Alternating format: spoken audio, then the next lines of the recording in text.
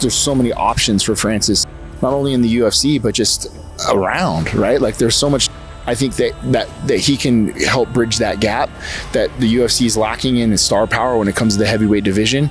I think enough time has passed. I would love to see somehow, some way that they can mend these fences and get back in competing in the UFC.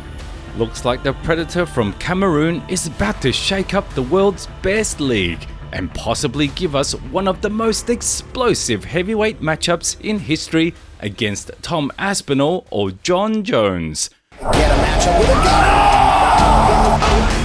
Factory repairs. They bring it down.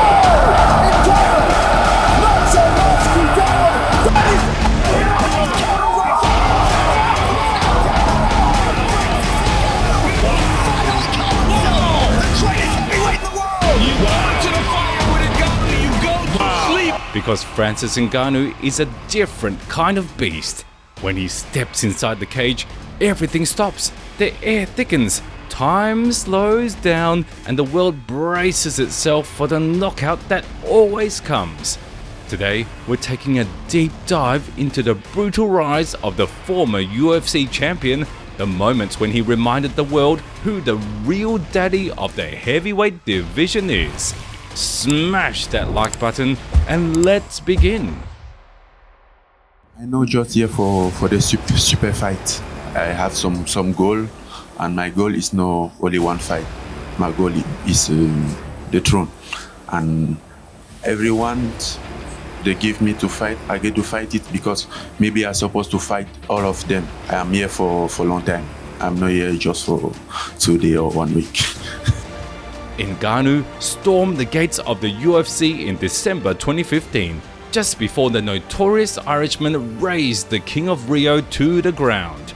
That debut didn't just mark a fighter entering a promotion, it shook the entire MMA industry.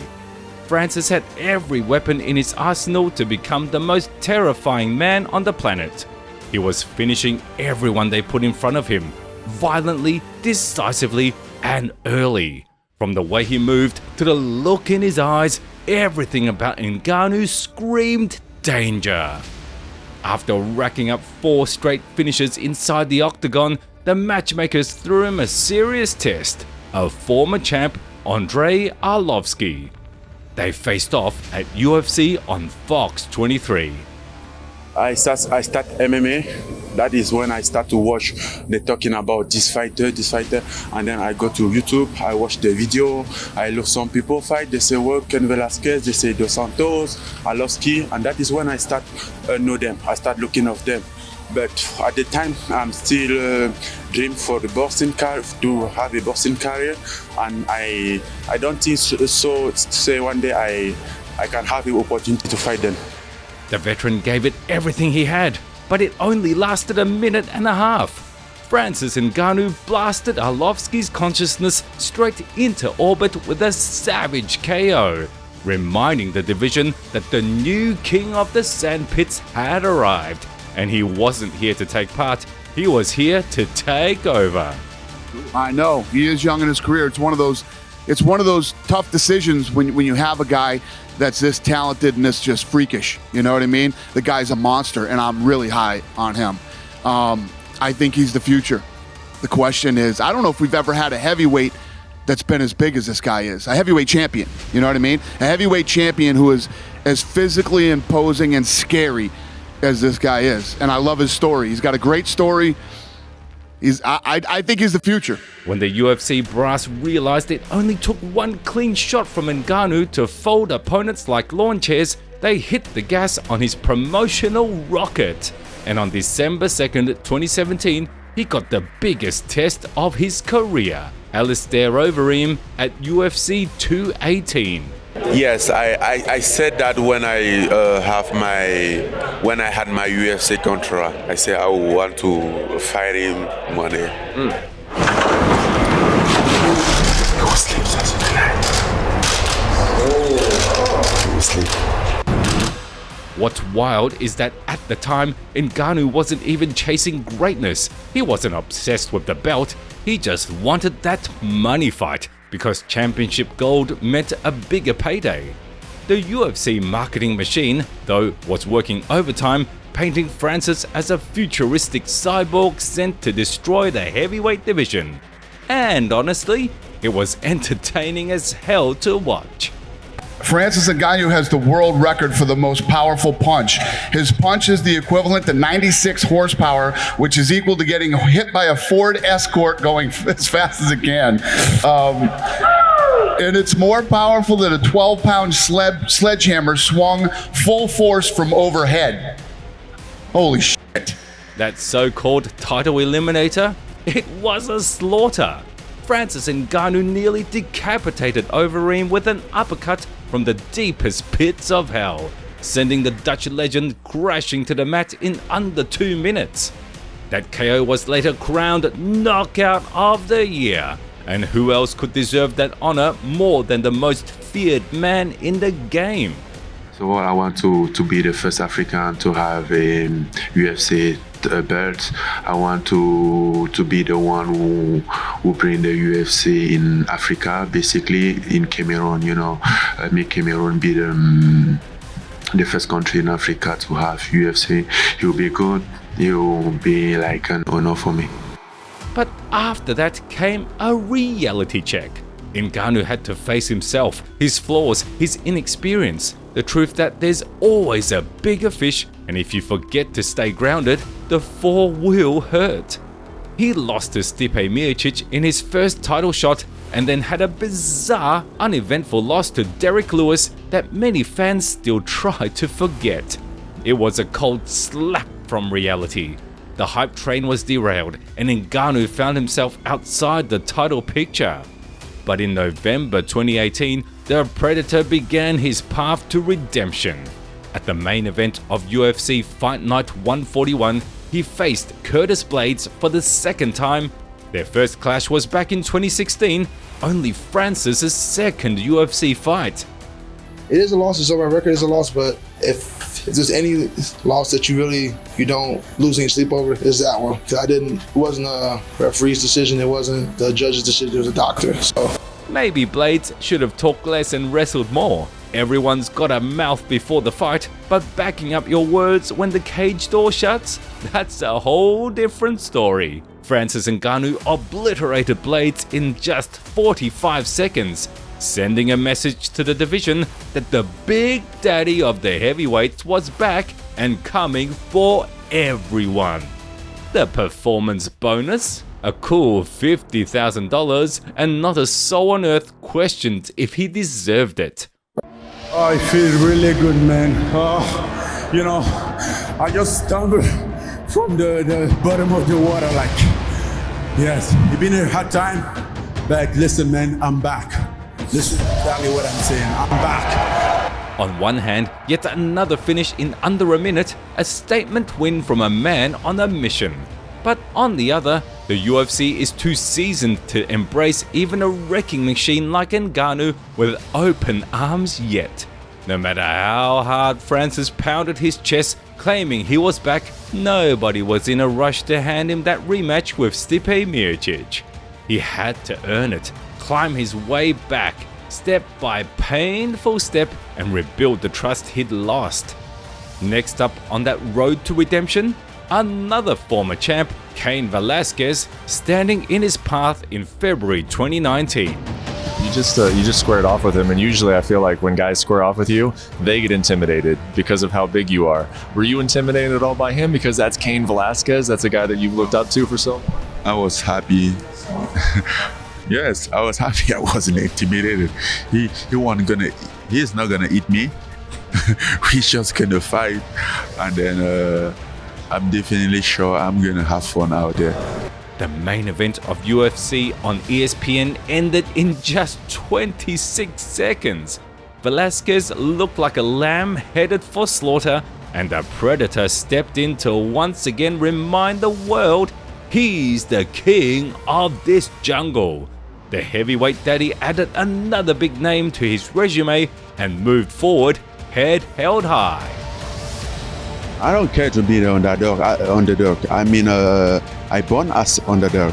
You know, when someone born, when I'm born, it seems like you don't deserve nothing. It seems that like you don't own nothing. You know, they are not even hope for you. So I used to. That's the story of my life. I mean, being underdog is not something who's going to surprise me. I used to. I mean, growing up at school, everywhere, it was like that. So that might be what is helping me today, because I used to. Determined to reclaim his throne and win back respect, Ngannou headlined his third straight non-PPV card. The UFC wasn't rolling out the red carpet, they wanted to see real growth. They weren't gonna spoon feed him the title, they wanted him hungry. So on June 29, he squared off with another former champ, Junior Dos Santos. We hope a lot of things, but there are a real difference between our hope, our wishes, and the reality. And the reality, he knows what is the reality. What is the reality for you? The reality is I'm going there with some bomb that I'm gonna throw, and he can't catch it. He know that he doesn't have toys to catch my my. And you already know what happened there. The Brazilian lasted just 71 seconds before joining the long list of names in Ngannou's personal knockout land. In hindsight, maybe it was a blessing in disguise that Francis didn't get that immediate rematch, because now he was cleaning out the division and proving beyond a doubt who ran the heavyweight game. I don't need to convince people. I just got to go out there, fight. How do I convince people that are gonna beat Junior tonight? The only thing that convinced people was the result. Then came a new name on the radar, an undefeated rising prospect from Suriname, Jairzinho Rozenstruik, with a 10-0 record. To reward Ngannou's efforts while giving the newcomer a fair shot, matchmakers set up a title eliminator at the notorious UFC 249 in May 2020. Do you think your kickboxing experience gives you an advantage? Of course, a lot. So what do you expect? Will it be a first rounder again, or will you take it to the fifth round? Because a lot of people think that you have the advantage when the fight is longer. For me, it doesn't matter. We fight for 3 rounds and go to the third round or go to the first round. You know, I'm always focused, try to find what I'm looking for, put him down, walk away, and get my hands raised. And boy, Jairzinho didn't stand a chance. As Dana White put it, it was like getting hit by a damn Ford Escort going full speed. Ngannou absolutely crashed through Rozenstruik in just 20 seconds, turning him into dust and walking away like nothing happened. Classic Predator, another reminder that the scariest man in the sport wasn't going anywhere. My reaction about that, I'm happy after 15 weeks of training camp and have I would say easy camp, easy fight. It's just great, So I put all the pain, all the suffer in the training camp, and the fight went well. And then the moment we were all waiting for, March 27, 2021. Ngannou finally got his rematch with Stipe Miocic in the main event of UFC 260. The UFC brass had finally acknowledged that Francis had grown, that he had corrected the mistakes of the past. They gave him his shot. I hope so, but he's definitely gotten better. We all evolve, and he's definitely evolved. And of course, I knew I would probably see him down the road again. And listen, it's gonna be a hell of a fight Saturday. I remember that fight from the preparation, and obviously I'm not taking credit of Stipe. He was a better fighter that night, but when I look at that fight, I hate watch that fight because I don't recognize myself. Even the way that I'm fighting, the way that I'm rushing, that guy looked like me, but I don't recognize that style. And also I did a lot of mistake leading up to that fight. I wasn't even there myself, I kind of I didn't even have an emotion in that fight. I don't know, I was just there like lack of emotion. But this time, things will be different. And Francis delivered. He dismantled Miocic in such savage fashion that some fans should have watched through their fingers. the Predator flatlined the former champ and claimed the throne, announcing his dominance to the entire world. Yeah, no, he looked damn good. He looked incredible, man. And obviously you saw a lot of things from him tonight that we hadn't seen from him in the past. Now, let's wrap this saga with the latest chapter in the career of Francis Ngannou. On October 19, 2024, after 2 highly profitable boxing excursions that brought him millions, the Cameroonian destroyer returned to MMA, this time under the PFL banner. And of course, they threw him straight into the fire. Title shot, main event, his opponent, Brazil's surging powerhouse Renan Ferreira. And guess what? Ngannou shocked the world again. No stand-up battle, no ego wars. He took the problem down, smashed him on the ground, and finished him with a vicious TKO. Even outside the UFC, Francis Ngannou still proves he's the heavyweight daddy of this sport. Coming into this fight, this fight for me was also a way to find out if I can still fight, if I still have it, something like that. If I can deal with this, with the pressure, with the fight week, with media and everything. And we get through. And I think mine takes some time to process things out. But yeah. Right now, Francis Ngannou's future is uncertain. Life's thrown him curveballs outside the cage. But make no mistake, the Predator isn't done. He still wants to fight. His coach recently hinted at a comeback, possibly to the UFC, and fans are hyped.